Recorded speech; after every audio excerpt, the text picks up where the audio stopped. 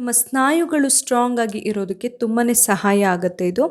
ಬೆಳಗಿನ ಉಪಹಾರಕ್ಕೆ ನಾವು ಬೇರೆ ಬೇರೆ ರೀತಿಯ ತಿಂಡಿಗಳನ್ನೆಲ್ಲ ಮಾಡ್ತೀವಿ ಅಲ್ವಾ ಮನೆಯಲ್ಲಿ. ಇನ್ನು ದಕ್ಷಿಣ ಭಾರತದಲ್ಲಿ ಪ್ರಸಿದ್ಧವಾಗಿರೋದು ಅಂತ ಹೇಳಿದ್ರೆ ಇಡ್ಲಿ.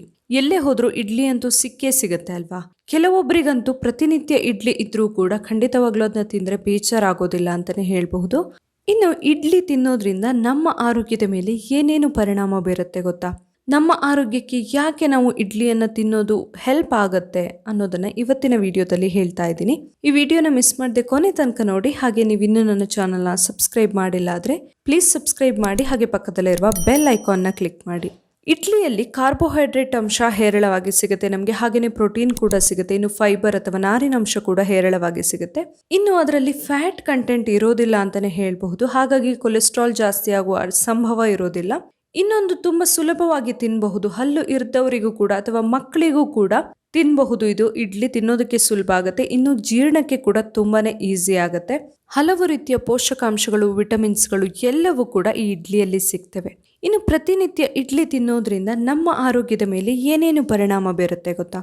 ಮೊದಲನೇದಾಗಿ ನಮ್ಮ ಸ್ನಾಯುಗಳು ಸ್ಟ್ರಾಂಗ್ ಆಗಿ ಇರೋದಕ್ಕೆ ತುಂಬಾನೇ ಸಹಾಯ ಆಗುತ್ತೆ ಇದು.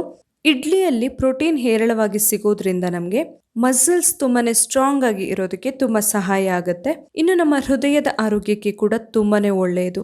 ಇದರಲ್ಲಿ ಏನು ಫ್ಯಾಟ್ ಕಂಟೆಂಟ್ ಇಲ್ಲೇ ಇರೋದ್ರಿಂದ ನಮ್ಮ ದೇಹದಲ್ಲಿ ಕೆಟ್ಟ ಕೊಲೆಸ್ಟ್ರಾಲ್ ನ ಪ್ರಮಾಣ ಜಾಸ್ತಿ ಆಗದೆ ಇರೋ ತರ ನೋಡ್ಕೊಳ್ಳೋದಕ್ಕೆ ತುಂಬಾನೇ ಸಹಾಯ ಆಗುತ್ತಿದ್ದು, ಇದರಿಂದಾಗಿ ನಮ್ಮ ಹೃದಯ ಕೂಡ ಆರೋಗ್ಯವಂತವಾಗಿ ಇರೋದಕ್ಕೆ ಸಹಾಯ ಆಗುತ್ತೆ.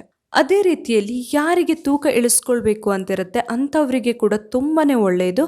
ಬೊಜ್ಜು ಶೇಖರಣೆ ಆಗೋದಿಲ್ಲ, ಬೊಜ್ಜು ಕರಗಿಸೋದಕ್ಕೆ ಕೂಡ ತುಂಬಾನೇ ಸಹಾಯವಾಗುವಂಥದ್ದು ಈ ಇಡ್ಲಿ.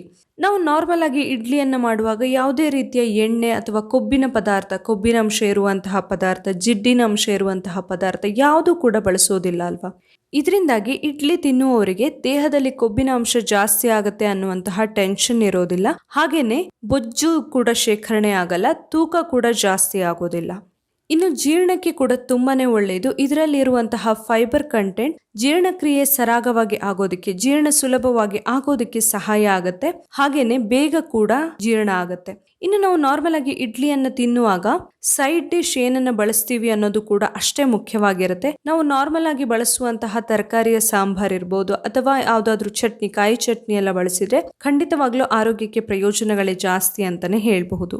ಇನ್ನು ಡಯಾಬಿಟಿಸ್ ಎಲ್ಲ ಇದ್ದಾಗ ಉದ್ದನ್ನ ಅತಿಯಾಗಿ ಬಳಸೋದು ಅಷ್ಟೊಂದು ಒಳ್ಳೆಯದಲ್ಲ, ಹಾಗೇನೆ ಗ್ಯಾಸ್ಟ್ರಿಕ್ ಸಮಸ್ಯೆ ಇರೋರು ಕೂಡ ಉದ್ದನ್ನ ಸ್ವಲ್ಪ ಪ್ರಮಾಣದಲ್ಲಿ ಕಡಿಮೆಯಲ್ಲಿ ಬಳಸೋದು ತುಂಬಾ ಒಳ್ಳೆಯದು. ಅಂತವರು ಇಡ್ಲಿ ಮಾಡುವಾಗ ಉದ್ದಿನ ಜೊತೆಯಲ್ಲಿ ಸ್ವಲ್ಪ ಮೆಂತೆ ಕಾಳುಗಳನ್ನ ಕೂಡ ಸೇರಿಸ್ಕೊಳ್ಳೋದ್ರಿಂದ ಅದರ ಬೆನಿಫಿಟ್ ಜಾಸ್ತಿ ಆಗುತ್ತೆ ಅಂತಾನೆ ಹೇಳ್ಬಹುದು. ನೋಡಿದ್ರಲ್ಲ, ಪ್ರತಿನಿತ್ಯ ಇಡ್ಲಿ ತಿನ್ನೋದ್ರಿಂದ ನಮ್ಮ ಆರೋಗ್ಯದ ಮೇಲೆ ಏನೇನು ಪರಿಣಾಮ ಬೀರುತ್ತೆ ಅಂತ ಹೇಳಿ. ಈ ವಿಡಿಯೋ ಇಷ್ಟ ಆಗಿದ್ರೆ ಲೈಕ್ ಮಾಡಿ, ಹಾಗೆ ಶೇರ್ ಮಾಡಿ. ನಾಳೆ ಇನ್ನೊಂದು ಹೊಸ ವಿಡಿಯೋದೊಂದಿಗೆ ಮತ್ತೆ ಬರ್ತೀನಿ. Thank you.